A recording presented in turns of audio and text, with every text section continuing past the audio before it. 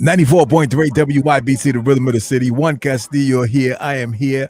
Walt's World with Walter Luckett, the All-American. What's going on, man? What's happening, man? You checked out that game yesterday? Yes, the NBA is what's happening. It's a really exciting time, and I'm really looking forward to the night as well. Absolutely. So the Celtics game yesterday, of course, one of our local teams, did very well yesterday, man. Talk to me about it. I apologize. You said that the Celtics would overcome the Wizards' attack. And it was interesting. Tatum was unconscious last night.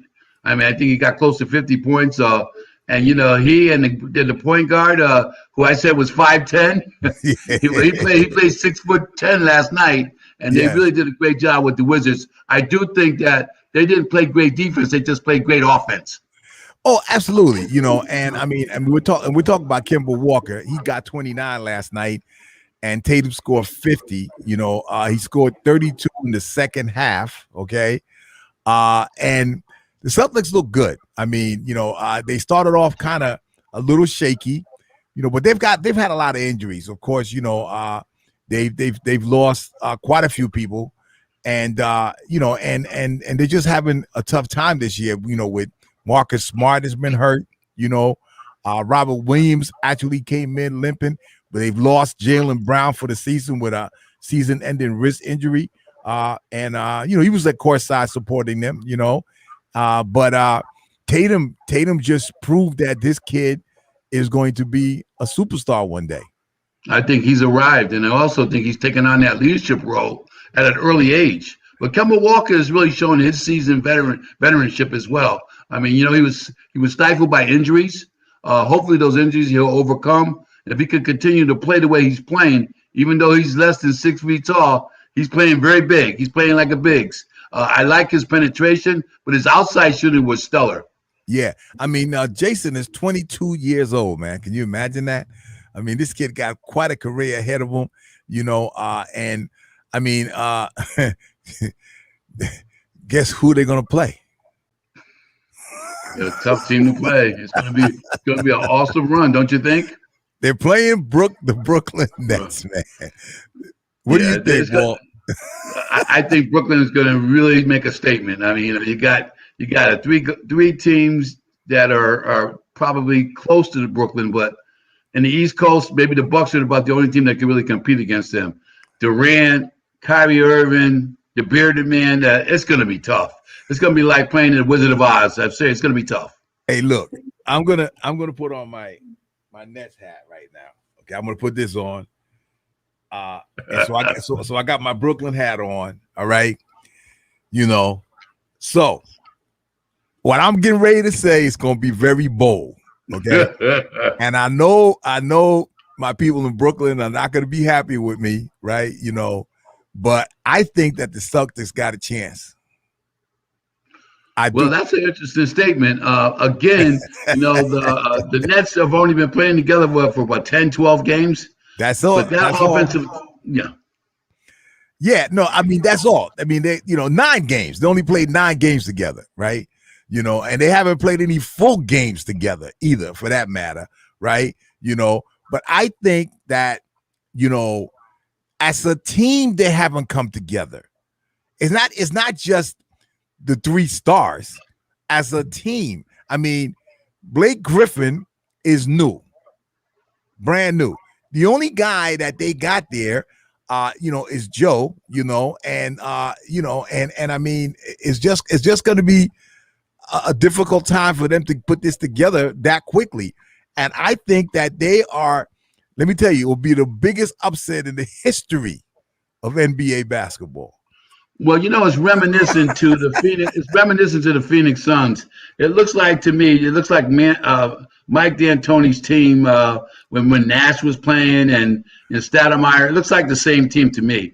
All offense, no defense. So you might have an opportunity there to be truthful in terms of looking at Boston as a potential candidate for victory.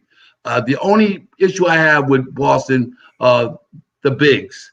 I don't know if they're able to rebound with the Boston Nets, because they do have Durant, they have Blake Griffin, and it could be a challenge on the board. So Yeah, with the if you don't have Brooklyn the Nets. rebounds, and they run too. Kyrie Irving's box office. So if they can get the rebound and get that fast game going, it might be tough for It's Boston. it's 4 out of 7. I mean, it's Mm, you know what I'm saying, and so yes. anything can happen.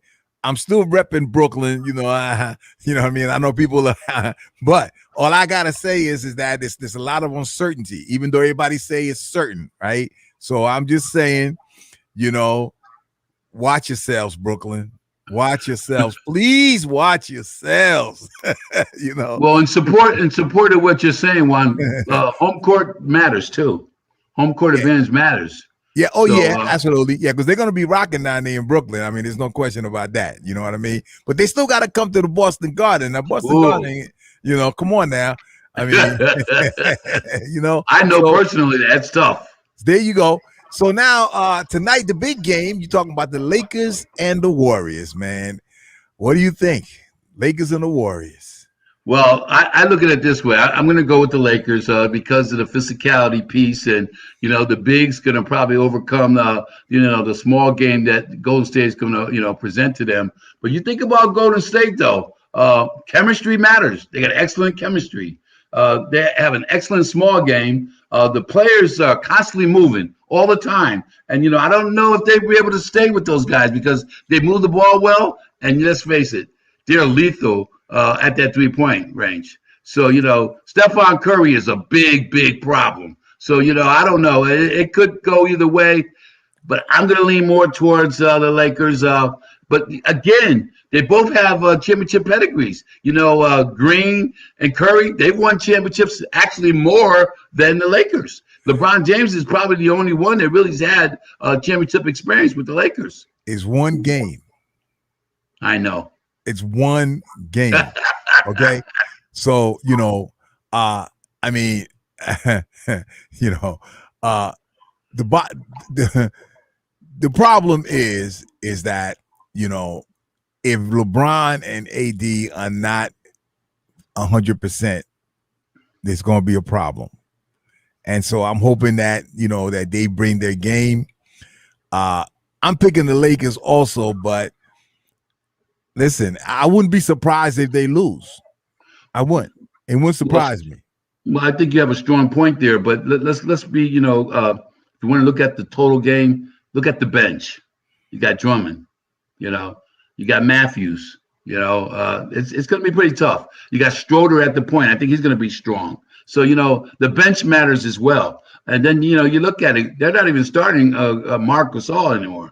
So the rebounding could be an issue. But I tell you, the way Stephon shoots it, I don't know. And Wiggins, there may not be any rebounds to get. Yeah, somebody better guard him as soon as he crosses half court. It's such a treat to watch. It really is. Juan, you and I were both guards. But to see some guys step over the half court line and make it about 50% of the time, that's box office. Absolutely. Well, tomorrow we're going to find out what's going down, and the playoffs are getting in full swing this weekend. So listen, brother, thank you so much for coming on the All-American Walter Luckett Walt's World, man. That's what it's about right here, 94.3 WYBC. You've got the workforce.